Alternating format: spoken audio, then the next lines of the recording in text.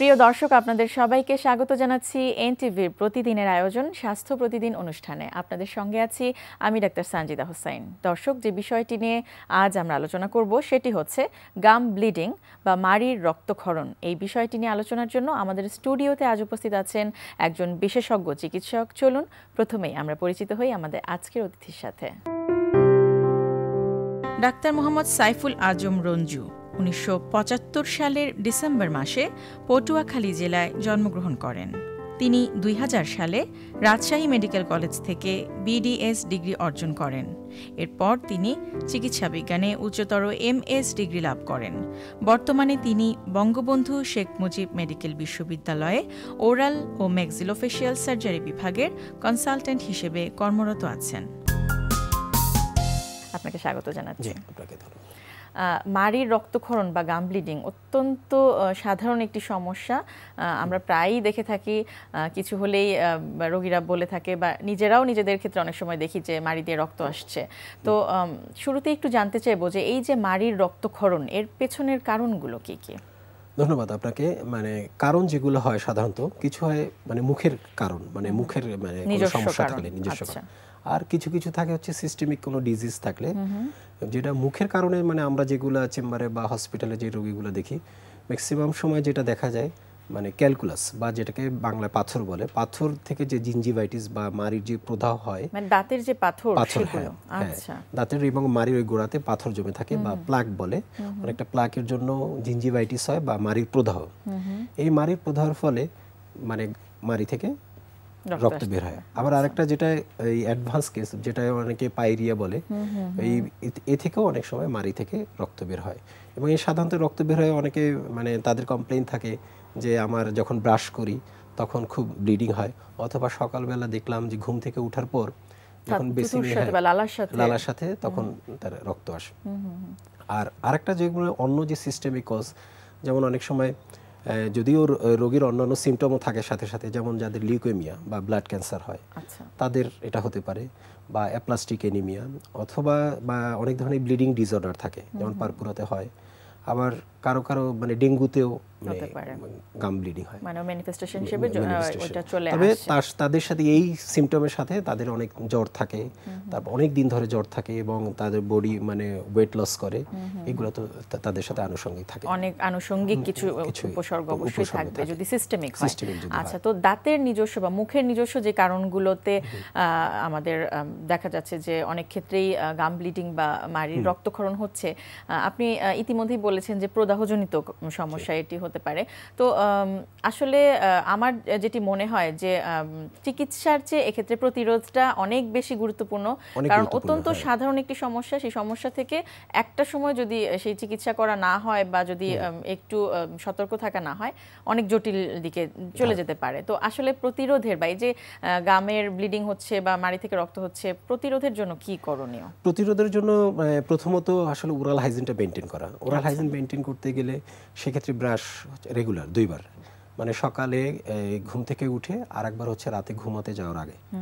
এই দুইটা হচ্ছে, বিশেষ করে রাতে ঘুমাতে যাওয়ার এটাই হচ্ছে মেইন প্রধান, কারণ আমাদের সারাদিন যা খেলাম সেটা হচ্ছে দাঁতের ফাঁকে ফাঁকে আটকে থাকে। দেখি কিন্তু আমরা উল্টোটা, যে সকালেরটাই করছে সবাই, রাতেরটা করতে সেটা অবশ্যই পরিষ্কার করে রাতে ঘুমাতে যাওয়া উচিত।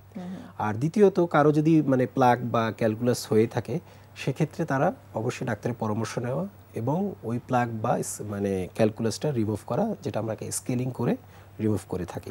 এটা রিমুভ করার সাথে সাথেই মাড়ির ইনফেকশনটা কমে যায়, তখন রক্ত পড়াটা বন্ধ হয়ে যাবে। আচ্ছা, তো আপনাদের কাছে যখন এই জাতীয় সমস্যা নিয়ে আসে বা যদি বলে যে মাড়ির রক্তক্ষরণ হচ্ছে, কিংবা যারা একটু সচেতন রোগী যারা আছেন তারা আগে থেকেই যদি চান যে রেগুলার স্কেলিং করে করে দাঁতটাকে ভালো রাখা বা মাড়িটাকে সুস্থ রাখা, সেক্ষেত্রে আসলে কতদিন পর পর স্কেলিংটা করা? সেটা আসলে কিছু কিছুর উপর ফ্যাক্টর উপর নির্ভর করে। যেমন যাদের আঁকাবাঁকা দাঁত থাকে তাদের ওই ক্যালকুলাস বা প্লাকটা ডিপোজিট হওয়ার চান্স খুব বেশি থাকে। সেক্ষেত্রে তারা 6 মাস 1 বছর পর পর স্কেলিং করাটা ভালো।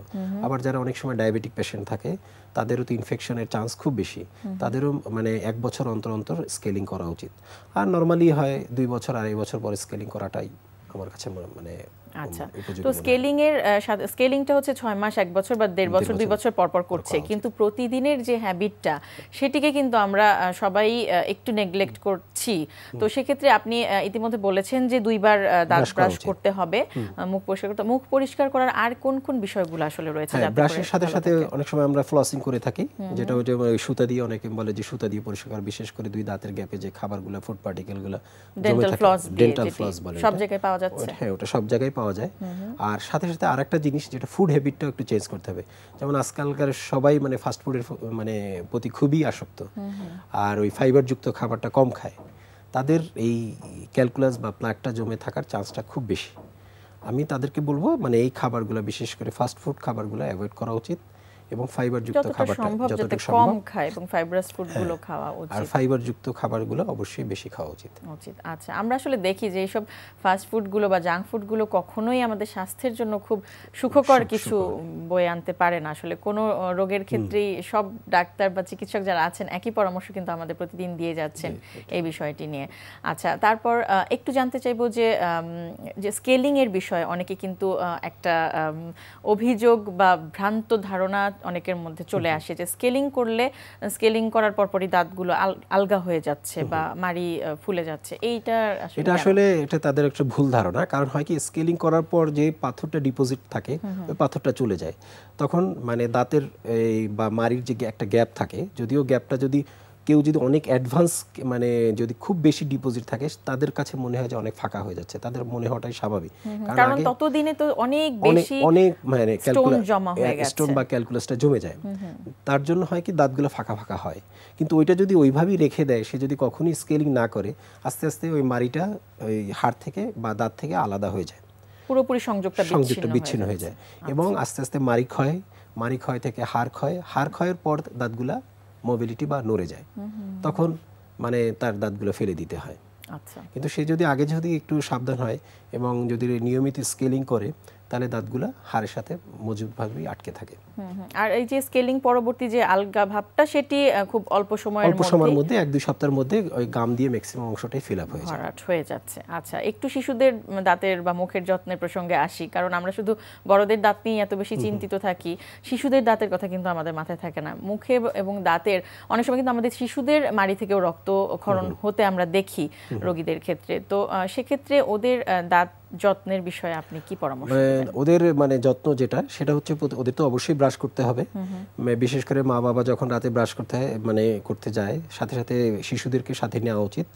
আর আরেকটা সাজেশন হচ্ছে, রাতে অনেকেই ঘুমের মধ্যে মানে দুধ খাওয়ানো, অনেকে মানে বাচ্চারা দিনের বেলা খেতে চায় না, তখন মায়েরা ওই রাতে ফিডার বা ব্রেস্ট ফিডিং করান, যেটা দাঁতের জন্য খুবই ক্ষতিকারক।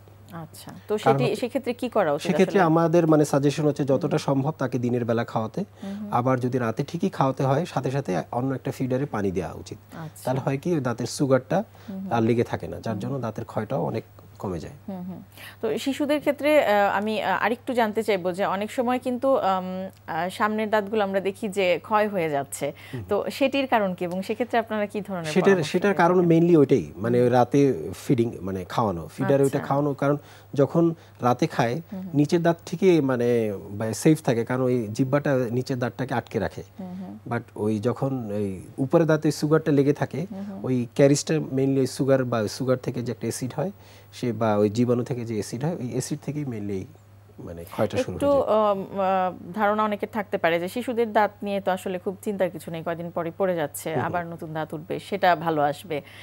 একটু পরামর্শ কি দেবেন কিনা যে আসলে এই ডেসিডুয়াস টুথ বা যেগুলো আমাদের দুধ দাঁত বা আমাদের শিশুদের ক্ষেত্রে, ওদের ওই দাঁতটা রাখার এবং সঠিক সময়ে যাতে পড়ে যায় তার জন্য অপেক্ষা করার? এটা অবশ্যই অপেক্ষা করা উচিত।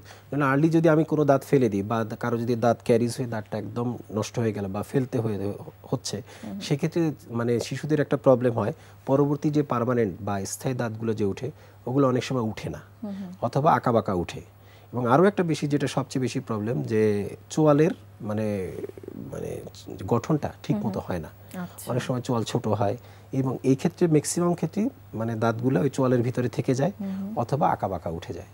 তখন তাদের আবার দেখতে আবার মানে তাদের অভিযোগ করে দেখতে পচা লাগে বা দেখতে খারাপ লাগে অবস্থা। মানে পার্মানেন্ট দাঁতগুলো গাইডলাইন হিসেবে এই দুধ দাঁতগুলো অবশ্যই রাখা উচিত, যেভাবে হোক, যতটুকু ভাঙা থাকা অবস্থায় রাখা উচিত। আচ্ছা, আসলে ওই পর্যন্ত যাব না, আমরা ওই পর্যন্ত যাব কেন, তার আগেই অবশ্যই আমাদের শিশুদের দাঁতের যত্নের দিকে আমরা সচেতন হব, সাথে সাথে নিজেদের দাঁতের যত্নটাও নিব। আপনাকে অনেক অনেক ধন্যবাদ। মাড়ির রক্তক্ষরণ নিয়ে অনেক গুরুত্বপূর্ণ তথ্য জানলাম। আপনাকে অনেক ধন্যবাদ। প্রিয় দর্শক, আমরা শুনছিলাম মাড়ির রক্তক্ষরণ বা গাম ব্লিডিং, এই বিষয়টি নিয়ে বেশ কিছু গুরুত্বপূর্ণ তথ্য। যে পরামর্শগুলো আমরা শুনলাম সেগুলো আশা করছি আপনাদের উপকারে আসবে। পরামর্শগুলো শুনে আপনারা নিজেদের দাঁত এবং আপনাদের শিশুদের দাঁতের যত্নের প্রতি সচেতন হবেন। প্রিয় দর্শক, স্বাস্থ্য প্রতিদিন সম্পর্কে যদি আপনাদের কিছু জানার থাকে কিংবা কোনো পরামর্শ যদি দেবার থাকে, জানাতে পারেন এই ঠিকানায়। প্রযোজক স্বাস্থ্য প্রতিদিন, এনটিভি, বিএসসিসি ভবন, 7 তলা, 102 কাজী নজরুল ইসলাম এভিনিউ, কারওয়ান বাজার, ঢাকা 1215। ফ্যাক্স 914338 থেকে 7 পর্যন্ত, অথবা ইমেইল করুন স্বাস্থ্যপ্রতিদিন@ntvbd.com এই ঠিকানায়। দর্শক, স্বাস্থ্য প্রতিদিনের আগামী পর্বে আপনাদের জন্য যা থাকছে: আমরা একটা জাতির ব্যাকবোন চিন্তা করে শিক্ষা, আর একটা জাতির স্বাস্থ্যের ব্যাকবোন যদি চিন্তা করি সেটা হবে পুষ্টি। স্বাস্থ্য না থাকলে তো শিক্ষাও হবে না। শিক্ষাও হবে না, ওই জন্য ব্যাকবোন হিসাবেই বললাম যে পুষ্টি। আর পুষ্টির মূল কেন্দ্রবিন্দু যদি বলেন তাহলে ওই জায়গাটায় কাজ করতে হবে মাতৃদুগ্ধ, তবেই আমরা পুষ্টি নিশ্চিত করতে পারবো জনগণের। প্রিয় দর্শক, বিশ্বের যে কোনো প্রান্ত থেকে যে কোনো সময় এনটিভিতে সম্প্রচারিত আপনাদের পছন্দের অনুষ্ঠান স্বাস্থ্য প্রতিদিন দেখতে চাইলে ভিজিট করুন আমাদের পূর্ণাঙ্গ ওয়েব পোর্টাল www.ntvbd.com। আজ এ পর্যন্তই। সবাই ভালো থাকুন, সুস্থ থাকুন। আগামীকাল আবারও দেখা হবে ঠিক একই সময় এনটিভির পর্দায়।